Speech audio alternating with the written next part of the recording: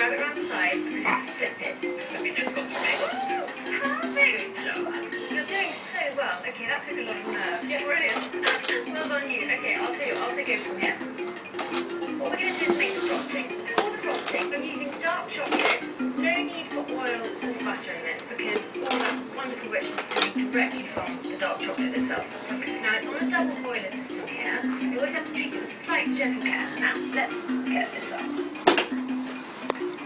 Okay, now we have melted chocolate. I'm going to show you how to do this because it is a little bit technical. There's nothing to be worried about. I'm going to put the coffee in. More coffee. Exactly. You liking in your game? Yes? Yeah. You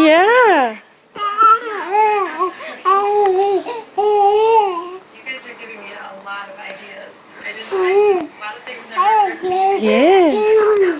Yeah.